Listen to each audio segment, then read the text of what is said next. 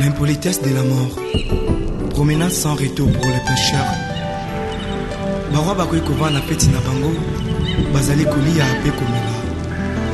Liwa ekoti ezu moko eke na ye. Ezongisi ete. O liwa. Eyebi bakondi te. Eyebi semame. O liwa. Eko tatola. Makita. Sukaya bomoi na motwe. Oh, liwa. Eko banzaka. Basekele nyonso ye. Sukaya bomoi na motwe. Yango bakumisaka te. Soki moto na nakupite.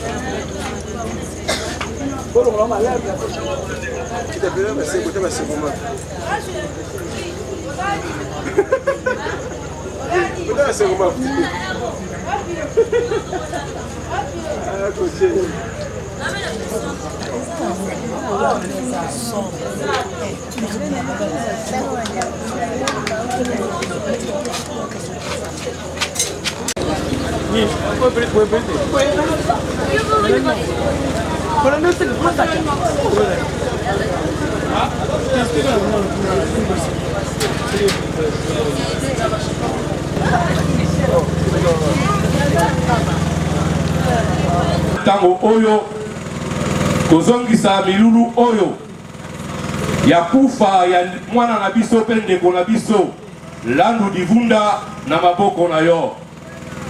Papa yo lobi liboso na nyonso esengeli totombola kombo na yo, esengeli tobulisa kombo na yo, esengeli tosanzola kombo na yo. Zwa na yo lokumu, zwa na yo nkembo, zwa na yo masanjo na oyo nyonso tu ekoleka awa. Yahweh, tobeleli présence na yo, likolo na bilimo nyonso tu nzambe oyo ya likolo awa na se pe na se na mabele bilimo nyonso ya mai kolo esengeli ekumbamela yo yango wana totomboli bobele kombo na yo. Papa toyi kotika moma oyo na maboko na yo. Yawe yo lobi esika nyonso oyo biso toniaki epesameli biso.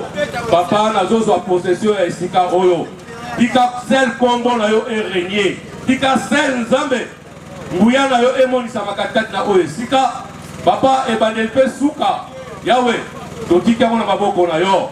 Tobeleli pe makila na yo Seigneur ezinga pe epeto na mabele o papa.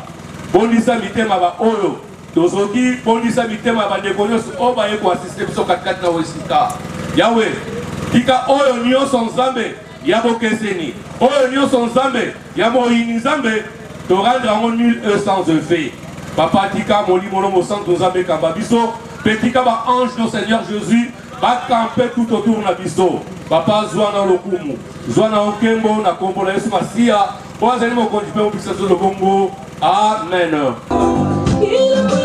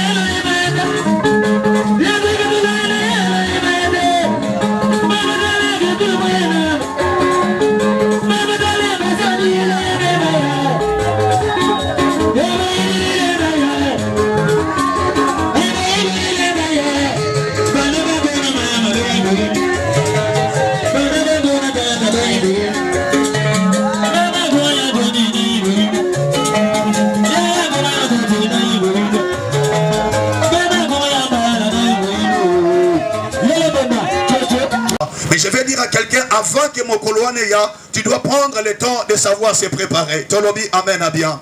Et donc c'est très important. Nous les habitants de la terre, donc on peut vivre comme si nous serons éternels. Mais je vais dire à quelqu'un, frère, nous ne serons pas éternels. Notre vie est en début et notre vie est en fin. Mais donc c'est très important. Avant de comme un état au papa n'a comme il est là, nous devons déjà se préparer. Tolobi, amen à bien. Parce que bisika papa n'a pas soit commis, à sikalika n'a bilo commis balé.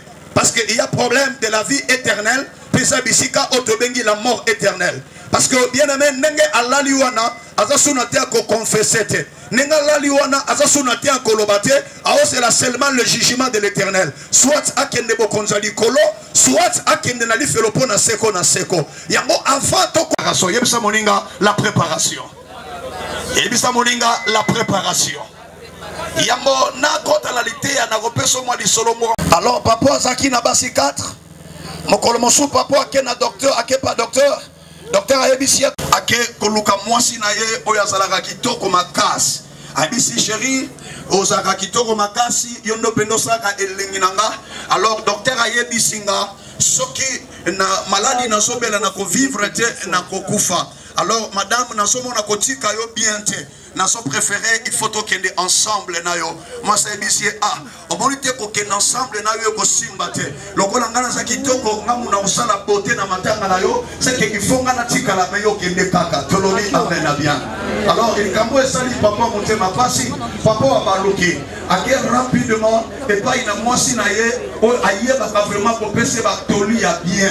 Aya ka kopese ba conseil ya bien. Alors, il n'a qu'elle pas mwasi na ngami balé, o ya pesa nganga ba toli ya bien. Akia lobi chéri, na batunyo sur la zakala bango yo na lingama mingi parce que yo pesa nga batoli ya bien. Alors bi chéri, docteur ebisinga, maladi na zobela na revivre te na rokufa, na so préféré to que ensemble na yo. Chéri tala bi mobali na nga, olobi malamu bien ke nga na pesa ka batoli. Mais soki toke na na pesa bato batoli po matanga no ele ka bien. Alors bi ma chéri, toke na bi no mwana ke ndeso na ke muta pesa toli po matanga na zane loko te na yaki pa na yo po de banyenga. Alors bi chéri, soki moye sali docteur Bisika, mais nous vraiment na vivre les sous-soutés faut la couper ensemble. Abi chéri toi bien mais chéri soki na kenayo na na pesa bongo pour passer la matin. Mais yo au moins est-ce que son di mo kenenanga abi mes chéri soki nso te beba bo eza pona yo soki na konda bo eza pona yo mais soki na botika la moki na osala sonine et sa préférence to ken ensemble to lobi amen a bien. Et donc on a lobby sa parabole dans l'ingine expliquer mo keso ke la gisini. Moi si à liboso et à ce qu'on appelle la beauté. La minute azala mutute azara yemoko to lobi amen a bien. Alors qu'on remarque biso son avis, tout ça là que fort to lukambongo. Troisième personne a vu na biso c'est l'argent. Tout ça que tout le temps na s'investi pour la lukambongo, mais na so biso lo komoko nenge papa na biso lali awa so que na morgue okuta ye azane lambate. Aza seulement na dre ya pamba basipie, parce que tout ni question a opé sa réponse était. Mais ça la mutumo to beta rakara, cette personne il s'appelle notre âme. Je vais dire poser la question à quelqu'un. Bana tongo et panaki. Est-ce que tu as déjà pris le temps de penser sur ton âme? Tu as pensé au moins sur ta beauté. Tu as au moins pensé sur tes relations. Tu as aussi pensé sur ton argent. Mais est-ce que tu as eu le temps de penser sur ton âme? Je pense que c'est quand même une question bien pertinente que beaucoup de gens ne prennent pas le temps de réfléchir sur ça. Mais je vais dire à quelqu'un, l'ami le plus intime de la vie, c'est ton âme. C'est la seule personne qui souffre avec toi. Et c'est la seule personne qui régnera éternellement avec toi. Et c'est la seule personne qui va aller en enfer avec toi. Mais ce qui est compliqué, les habitants de la terre, nous ne prenons pas le temps d'entretenir notre âme. Je vais dire à quelqu'un, notre âme, elle est alia ramatembelete. Alia rabetomsonete. Notre âme se nourrit que de la parole. Notre âme se nourrit que de la prière. Notre âme se nourrit que bien aimé de la crainte de Dieu ainsi que de la sanctification. Mais tu vas remarquer les habitants de la terre, nous ne prenons pas le temps de penser sur notre âme. Or, c'est le véritable ami qui est attaché à nous dans la souffrance ainsi que dans le bonheur. Je repose encore la question. Depuis ton... Du premier verset au 17e, nous lisons la parole du Seigneur à notre Jésus. La prière de Moïse, homme de Dieu. Seigneur, tu as été pour nous un refuge de génération en génération, avant que les montagnes fissent naissent et que tu eusses créé la terre et le monde. De l'éternité en éternité, tu es Dieu. Tu fais rentrer les hommes dans la poussière. Et tu dis, fils de l'homme, retournez. Car mille ans sont à tes yeux comme les jours d'hier, quand il n'est plus, et comme une veille de la lune. Tu les apprends semblable à un songe qui matin passe comme l'herbe. Elle fleurit les matins et elle passe. On la coupe le soir et elle sèche. Nous sommes consumés par ta colère et ta fureur nous éprouvons. Tu mets devant toi nos iniquités et à la lumière de ta face nos fausses cachées. Tous nos jours disparaissent par ton courroux. Nous voyons nos années s'envanir comme un son. Les jours de nos années s'élèvent en 70 ans. Et pour le plus robuste, aux 80 ans. Et l'orgueil qu'ils en tirent n'est pas que peine et misère, car ils passent vite. Et nous nous en voulons. Qui prend garde à ta force de ta colère et à ton courroux selon la crainte qui te tue. Enseigne-nous à bien compter nos jours afin que nous appliquons notre cœur à la sagesse.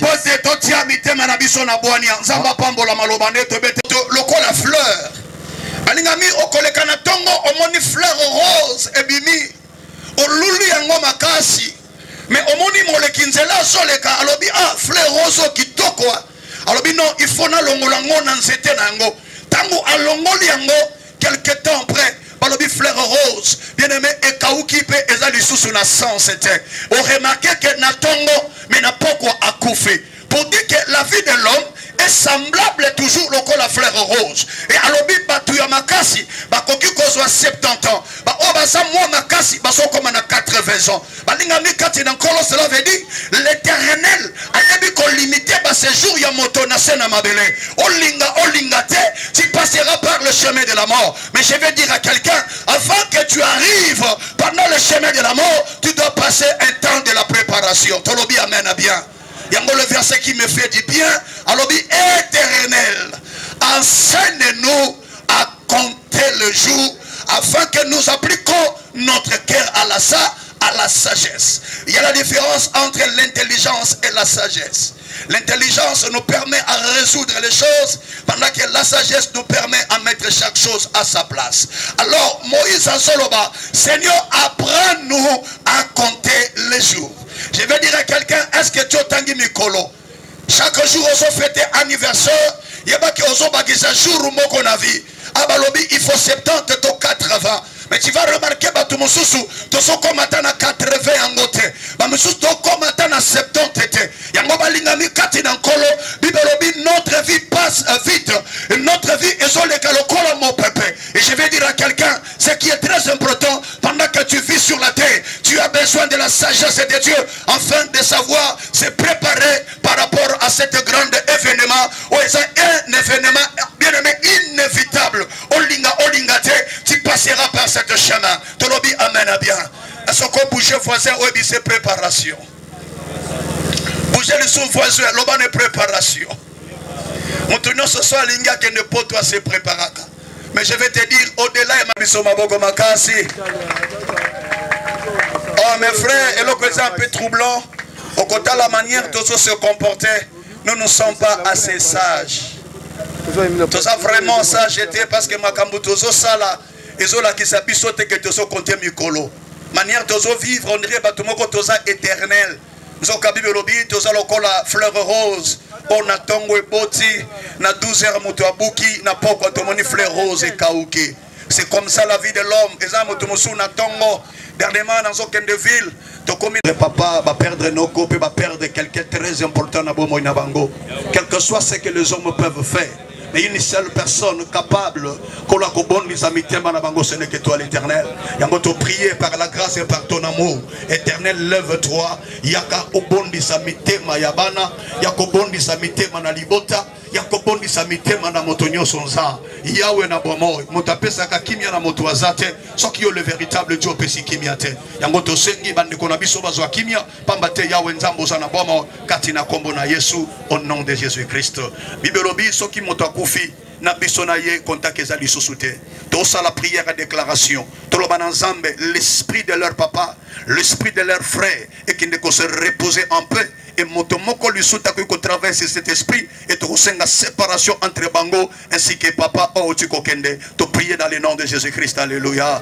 Seigneur notre Dieu, bibelobi contact ezali susute. Na baiba kufi na bisobe totikali na bomo. Yango tozo déclarer na qualité abana pe basali na yo kokango la bana pe kokango la libota. Seigneur, dans cette relation qui a été établie, papa comme Mowei, non quoi comme Mowei et bango basikali na bomo. To sengi molimo na papa et pe manakinya dans le nom de Jésus. Milimo nyonso eba kako se réveiller pour troubler la vie des enfants, troubler la vie de la famille. Yahweh te déclarant au sens fait na poko lelo. Seigneur, dans le nom puissant de notre Seigneur Jésus-Christ, éternel Dieu de gloire, rien comme rien ne peut s'élever derrière l'esprit de leur père, derrière l'esprit de leur frère, dans le nom puissant de Jésus. Père, tu es le véritable qui est. La Bible dit c'est que Dieu de sa main, personne ne peut le ravir. Je veux que cette famille, Seigneur, je déclare la séparation entre eux ainsi que notre papa qui vient de partir. Et je demande la paix de Dieu. Yahweh est la partage na bango. Nyonso e yakankolo pour ne troubler la famille après la mort de quelqu'un. Yahweh doit arrêter en dans le nom puissant de Jésus-Christ. Koloba si pa manasena makila et lokona yebi papa kei mais véritable papa azayo. Ndekwa kei mais véritable ndekwa zayo nkolo. Tika ozwa esika pe osala musala koleka o papa kwe kosana bombo ina bango. Tellement zambe nanguya mimonisa dans le nom puissant de notre Seigneur Jésus. Que la paix, que la grâce de Dieu soit votre partage en éternité pour les siècles de ma sainte Tolobi. Merci Seigneur Jésus-Christ. Tolobi, amen. Bunda alias Klondos. Pour Nangai, eza pasi parce que azalaki moninga ndeko nanga pe moninga nanga ya kati. Landu abotami na ikota ya papa Ignace Bungudi pe ya mama Nzumba Julienne. Ali mwana mibale oyo abotami na libota oyo bazalaki babotama Suisse moko ya yambo azongisa molimo lolenge yepe akei kopema ndenge ndeko akende kopema mwana liboso azalaki mapasa ba oba yebie to banda ko benga ye papa Nsimba papa Bati Landu alandaki ye Landu atangaki lokola bana nyonso batangaki mais aponaki nzela ye asalaki na ye ndembo abeti na bekipe amike ya ba quartier ba équipe ya commune abeti na sucrière azalaki un très bon joueur parce libota na biso eza libota ya basani ndembo longwa na sucrière Landu asalaki na ba compagnie ebele asala na imprimerie asala ba société ba entreprise ya bois donc aleke mandele belé alors lelo Landu azali susute eza pasi pour la biso libota pour to komona ka ili susute ndenge passer auti koloba soki aponaki nzela malamu soki alonaki ya malamu lobi pona nga eza naza na espérance que tokoki kokutana na lola mais soki aponaki oyo ye nzela asalelaki nzambe te asalaki oyo malamu te alonaki ya malamu te nzela na ye ezali lifelo na boye ndenge naloba boye landu afandaki na libota atiki baantécédent ya mabe te afandaki na quartier afandaki na bandeko na kati ya aveni biso epai na biso balobaka boye soki mowei akufi peut-être azalaki na niongo peut-être yo mpo ozalaki na niongo na ye oyo nateyemi liboso nga oyo nazoloba nga nde baoba ya libota oyo monaka nga lere oyo soki landaki na niongono ya koyebisa nga ezalaki combien ezalaki nini soki nakokoka kofuta na minute oyo nakofuta yo mais soki nake kokunda oya lisusu te soki mpe landu yo ozalaki na niongo na ye ntango yango oyo batikalaka na niongo ya mowei te sala tu omona famille toyeba koregle situation wana boye lokola toza butu biso epa na biso na bakongo balobaka tokundaka ebembe na butu oza ndeko oza bokilo oza semeki oza moninga soko lobi oye kocontribue oye kokabola biso mawa soko memaki mwa eloko naza na kati elongo na bankumu oyo memaki ezala bouteille ya jus ezala mwa lokasa yaka mona biso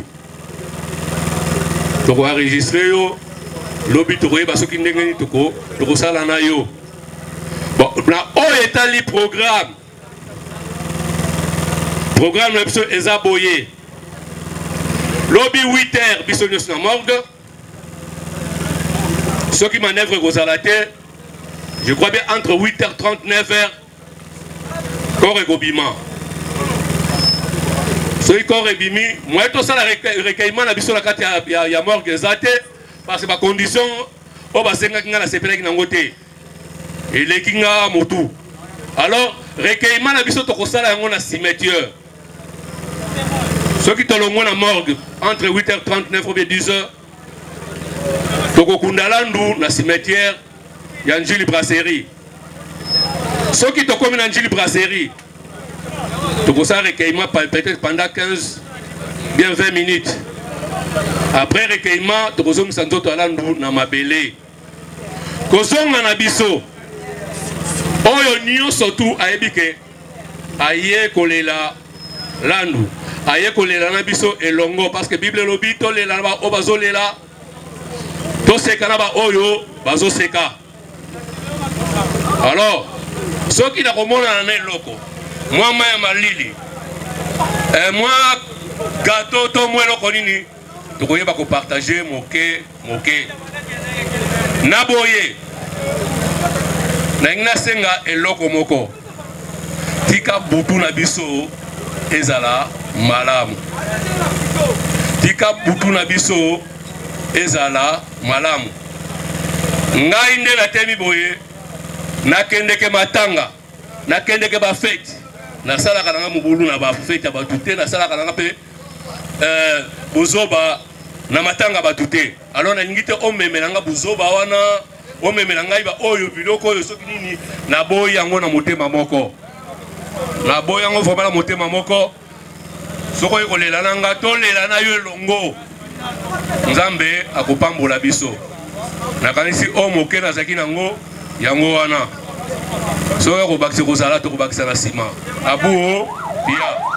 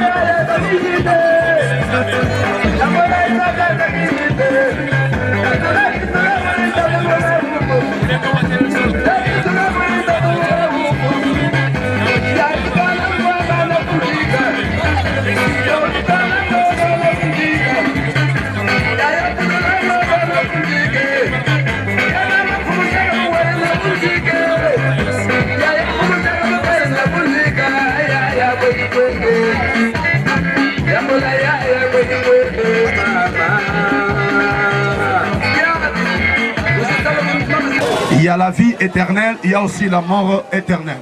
Alors, Nenge Papa Nabiso et Lali, il est un peu difficile, papa se repentit pour à se préparer. Alors, la préparation Nabiso, Tozali Kosalango lorsque Tozali Nabomo. Yango Saloman solo ses préférences.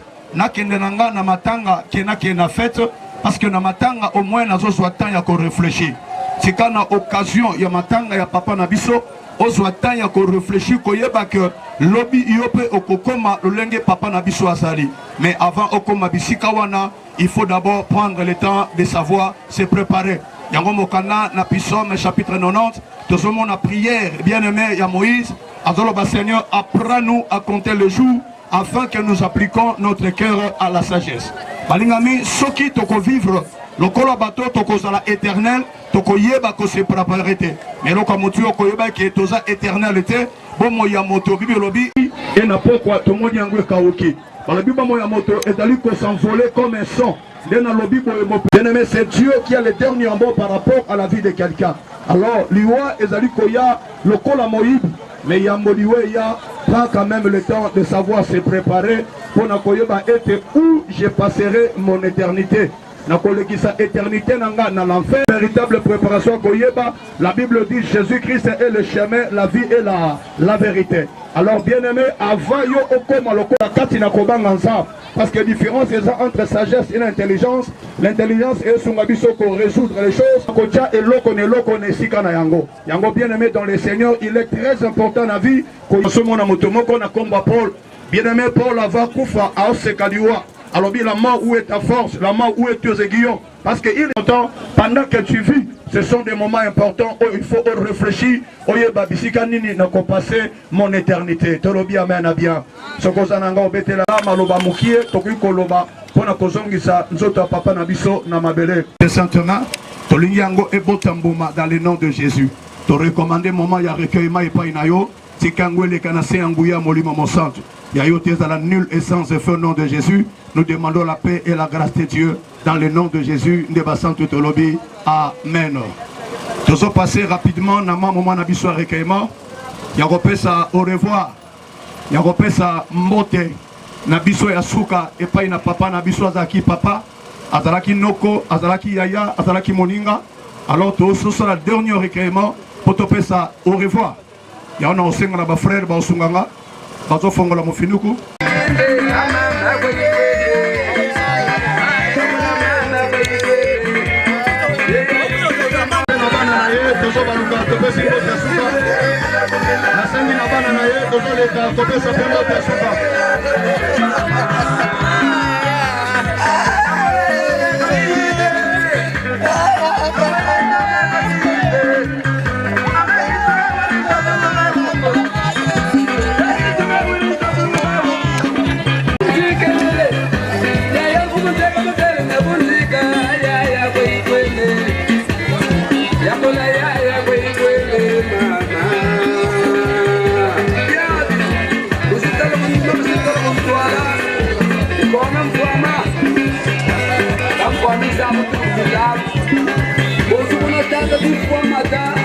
Il est innocent.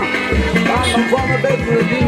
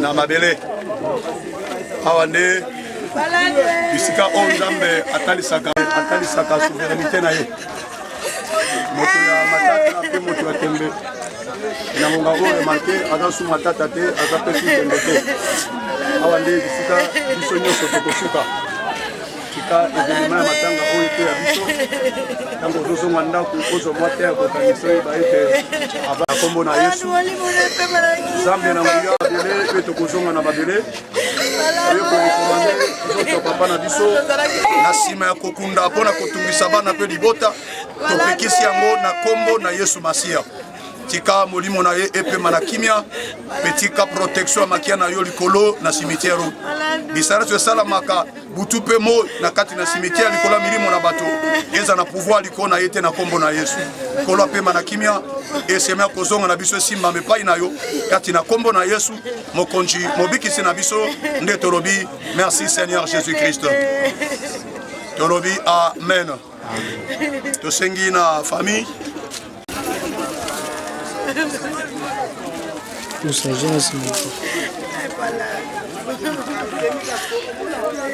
Lobi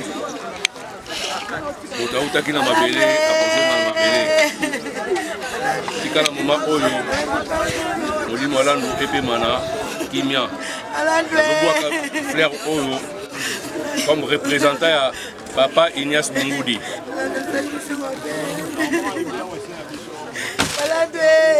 Merci papa.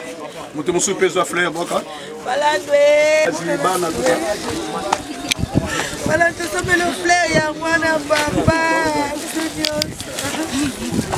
Bana ya papa. Baladwe. Lagi pora kiso papa. Baladwe.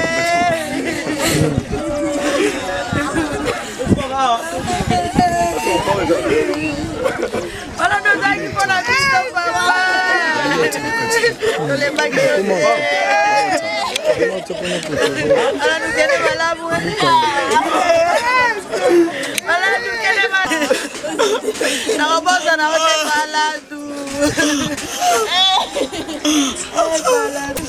Kene malamu. Baladu kene malamu.